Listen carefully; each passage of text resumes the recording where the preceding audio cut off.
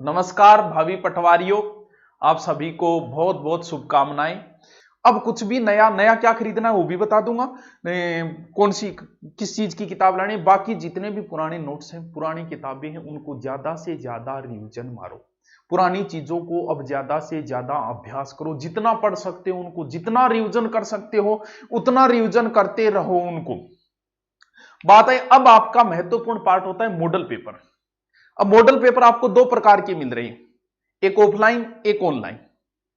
अब online model paper के बारे में ठीक है, मैंने पहले दिए हैं 50 मॉडल पेपर, लेकिन अब मैं नहीं बोलूंगा ऑनलाइन के लिए। जरूरी ऑनलाइन में आपके क्यों नहीं है, ऑफलाइन मॉडल पेपर अब क्यों निकालने चाहिए। मैं बात मेरे स्वार्थ की नहीं कर रहा हूं, मैं अब आपके स्वार्थ की बात कर रहा हूं। मेरे स्वार्थ की करूंगा तो मैं ऑनलाइन का प्रचार 500-700 1000 1500 और बेच लूंगा, लेकिन अब मैं आपके स्वार्थ की बात कर रहा हूं। इस चीज को समझा करो। देखो, आपको पेपर ऑनलाइन देना है कि ऑफलाइन? सर हमें पेपर ऑफलाइन देना है, तो फिर ऑनलाइन अभ्यास नहीं, ऑफलाइन ही अभ्यास करो। नंबर दूसरी बात, आप ऑनलाइन दे रहे हो, मैथ रीजनिंग ऑनलाइन कैसे दे पाओगे? समस्या आती है। ऑफलाइन उसमें निकालना, क्योंकि वो सवाल दोबारा लिखना पड़ेगा आपको अगर आप ऑनलाइन। इसीलिए जरूरी होता है कि अब आपसे बस इतनी सी है, अब मार्केट से सिर्फ आपको एक मॉडल पेपर ले आना, जिसे 15 20 30 जितने भी हो। अब आप कहोगे सर कौन सा लेके आए, तो भाई हमारे आते मैं तो उसका कहूंगा, लेकिन किसी के ले आओ, कोई फर्क नहीं पड़ता। क्योंकि मॉडल पेपर ना तो मैंने किसी दूसरे वाले के चेक किए, मॉडल पेपर कैसे चेक करें, कोई टीचर चेक नहीं करता, बस जो भी आपको लगता है कि अच्छी गाइड है उसका ले आओ, कोई फर्क नहीं पड़ता है। मॉडल पेपर इसलिए नहीं होते कि उसमें से प्रश्न आएंगे, मॉडल पेपर इसलिए होते हैं कि आपने क्या किया, कैसे अभ्यास किया, कैसे पेपर पुटअप करना है। तो कम से कम एग्जाम से पहले 20-30 मॉडल पेपर निकालने, जितने ज्यादा निकालो, और हमेशा फ्रेश माइंड से निकालना। ऐसे निकालना जैसे एग्जाम हॉल के अंदर आप निकाल रहे हो, उतना ही टाइम लेके ईमानदारी से निकालो। जितने मॉडल पेपर में बन रहे हैं, लमसम उसके 2-4-5% ऊपर नीचे होता है, नंबर उतने ही आते हैं, वैसे ही तरीके के मॉडल पेपर बनते हैं। तो ज्यादा से ज्यादा मॉडल पेपरों का अभ्यास करो। आप जितना कर सकते हो उतना मॉडल पेपरों का अभ्यास करो। दूसरी बात, जिसने भी पेड कोर्स ले रखा है, दोनों बच्चों के लिए ये है, जिसने पेड कोर्स ले रखा है, जिसने नहीं ले रखा, उन दोनों को क्या करना है। अब जो सिलेबस की बात है, सिलेबस में जैसे इसमें क्या है, जनरल साइंस है। साइंस के कौन कौन से टॉपिक बताएं? General science, history, politics, geography, India, general knowledge, current affair. ये जो जितना मैटर है, ये लगभग मैटर जो है वो इंडिया का है। इसमें अगर आपने नोट्स बना रखा है अच्छी बात, वरना वन लाइनर कोई भी बुक है, जैसे लुसेंट आती है, हमारी भी वन लाइनर इंडिया जी की, वो किसी के पास है, तो उनका थोड़ा सा ज्यादा से ज्यादा अभ्यास करो। फिर बात आती है करंट अफेयर की।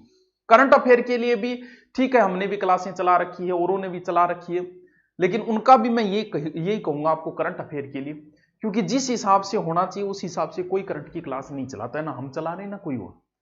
अब आप कहोगे सर समझा नहीं। मान लो मैं आपको हमेशा ऑब्जेक्टिव ही पढ़ाऊं, जैसे महाराणा प्रताप का प्रश्न आया, महाराणा प्रताप की 4 बातें बता दी, फिर बीच में क्वेश्चन आ गया मारवाड़ के राठौड़ों को, राठौड़ा की फिर चौहानों की बातें आ गई, क्या तैयार हो जाएगी आपको हिस्ट्री? कभी नहीं होगी, इस जन्म में भी नहीं होगी। यही करंट में हो रहा है। अब उसमें क्या होता है, एक पर्सन ऑब्जेक्टिव है, उसके फिर आपको 4 बातें बताई, ऐसे नहीं याद होता आपको। उस समय लगता है कि हाँ याद हो गया, लेकिन हकीकत यह कि ऐसे याद नहीं होता है। मैं आज भी 3-4 घंटे पढ़ता हूं, तब मुझे पता है कि कैसे पढ़ा जाता है और कैसे पढ़ना चाहिए।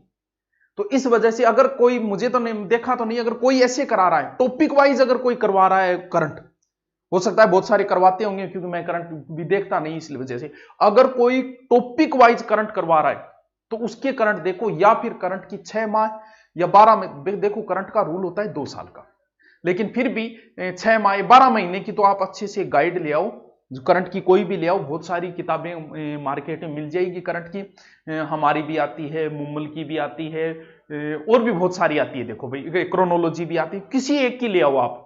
वो 6 महीने या 12 महीने की, उसमें टॉपिक वाइज पढ़ो, ना कि ऑब्जेक्टिव। ऑब्जेक्टिव हमेशा बच्चों, मैं रोज बोलता हूं, तब पढ़े जाते हैं जब आपको टॉपिक आता है, तब ऑब्जेक्टिव। ना कि ऑब्जेक्टिव से आप डिटेल की ओर जाओगे। यार उल्टा तरीका अपना रखा है हमने, तो पहले पढ़ो डिटेल, फिर पढ़ो ऑब्जेक्टिव।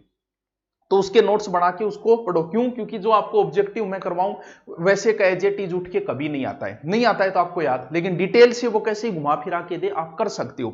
इसीलिए या तो नोट्स मिल जाएंगे, बहुत सारे पीडीएफ में मिल जाएगी, नेट पे कहीं डाउनलोड कर लेना, या फिर कोई 6 माह की बुक लाके, 12 माह की लाके, उसे 3-4-5 बार करंट को अंदर आप पढ़ो। अगर करंट के आप वीडियो भी देखते हो, क्योंकि बाकी नहीं देखो, अगर करंट के आप यूट्यूब पे देखते भी हो, तो उसे अपलोड करने के बाद स्पीड बढ़ा के देखो, ना कि लाइव। तो करंट के अंदर आप अच्छी सी एक बुक ले आओ, वरना करंट के आपके पास नोट्स ही नहीं है तो क्या मतलब हुआ पढ़ने का। क्यों? क्योंकि करंट के क्वेश्चन जैसे ऑब्जेक्टिव हम भी करवाते हैं वैसे नहीं पुटअप होते, घुमा फिरा के पुटअप होते। एज इट इज वैसा आएगा क्या? आपको भी पता है नहीं आएगा। तो कौन बताया? इंडिया लेवल के आपके पास कोई भी बुक है वन लाइनर या आपके नोट्स है उनको रिपीट मारो। करंट के लिए गाइड ले आओ, उसके नोट्स नए बनाओ तो उसी को कर दो, क्योंकि इतनी मोटी आएगी उसी के अंदर अभी आप कर सकते हो। अगर नोट्स बनाओ तो फिर बना सकते हो, क्योंकि करंट हमेशा लास्ट टाइम में पढ़ा जाता है, पहले नहीं पढ़ा जाता।